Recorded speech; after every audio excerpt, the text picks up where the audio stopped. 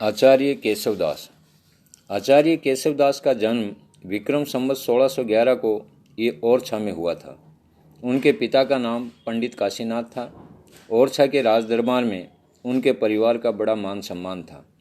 आचार्य केशवदास सच्चे अर्थों में राजकवि थे। वे पंडित थे, आचार्य थे, कवि थे, राजनीतिज्ञ थे और कदाचित भक्त भी थे। उन्हें अपने पांडित्य पर गर्व था। उनका घराना कई पीढ़ियों से राज सम्मान प्राप्त करता चला आ रहा था। ओरछा नरेश महाराजा रामशाह के अनुज इंद्रजीत सिंह उन्हें गुरुतुल्य मानते थे। स्वयं महाराज रामशाह उन्हें अपना मंत्री और मित्र मानते थे। इंद्रजीत सिंह के भाई वीर सिंह देव ने भी उनको सम्मानित किया था। लोक परंपरा महत्व की दृष्टि से उन्हें सूर और तुलसी के बाद तीसरा स्थान प्राप्त है। वे कठिन काव्य के प्रेत कहे जाते हैं। प्रसिद्ध है कि कवि को देन न चाहे विदाई, पूछे केशव की कविताई। इसका एकमात्र कारण उनकी पांडित्य प्रियता ही है। उनके एक एक छंद में 5-5 अर्थ सन्निहित हैं। उनकी काव्य दृष्टि के निर्माण में संस्कृत साहित्य शास्त्र के प्राचीन आचार्यों उद्भट, दंडी, केशव मिश्र, अमरचंद आदि के परंपरागत संस्कार, राजकीय वातावरण तथा उनके युग की काव्य परिपाटी तीनों के सम्मिलित प्रभाव ने कार्य किया है। इसलिए उनमें काव्य रीति के प्रति आग्रह, पांडित्य के प्रति मोह, श्रृंगारिकता के प्रति रुझान और भक्ति के प्रति आकर्षण है। उनके व्यक्तित्व को समझने के लिए उपर्युक्त सभी परिस्थितियों और परंपराओं को दृष्टि में रखना आवश्यक है।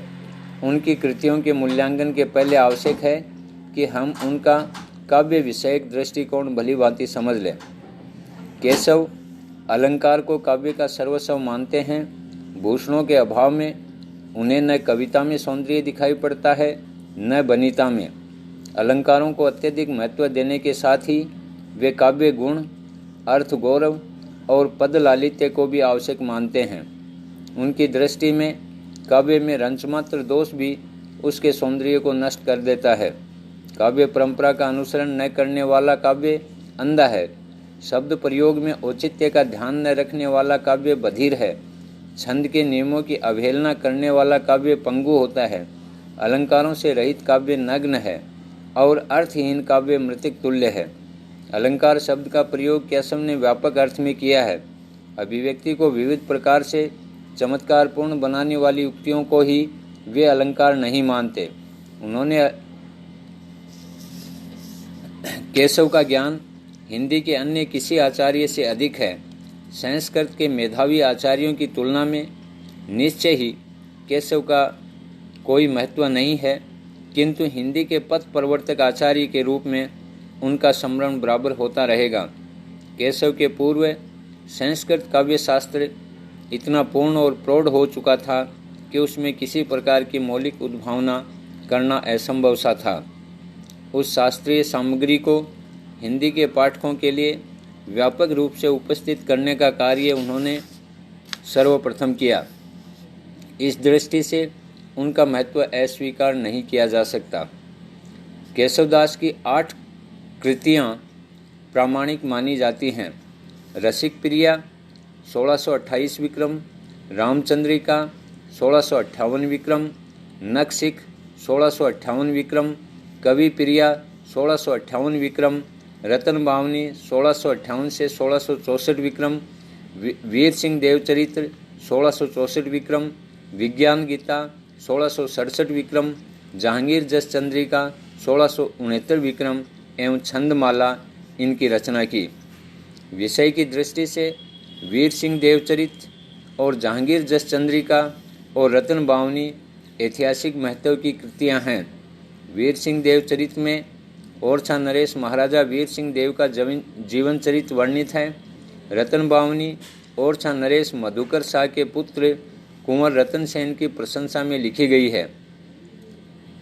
जहांगीर जस चंद्रिका में जहांगीर का यश वर्णन एक विशेष माध्यम और विशेष शैली में किया गया है। उद्यम और भाग्य दोनों में विवाद होता है। प्रश्न यह है कि दोनों में कौन बड़ा है, निर्णय के लिए वे भगवान शंकर के पास जाते हैं। भगवान शंकर उन्हें जहांगीर के पास भेजते हैं। राजधानी देखते हुए दोनों महाराज जहांगीर की सभा में पहुंचते हैं। इसी प्रसंग में सम्राट जहांगीर, उनके सभासदों, अधीनस्थ राजाओं का वर्णन किया गया है। रामचंद्रिका में भगवान राम के वैभव का वर्णन है।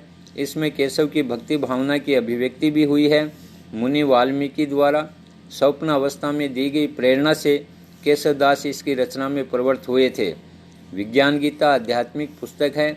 उसे केशव ने वेदों, स्मृतियों और पुराणों की परंपरा में रखा है। रसिक प्रिया में रस विवेचन तथा नायिका भेद वर्णन किया गया है। श्रृंगार रस को विशेष महत्व दिया गया है। कवि प्रिया में काव्य रीति, अलंकार और कवि पंथ को महत्व दिया गया है।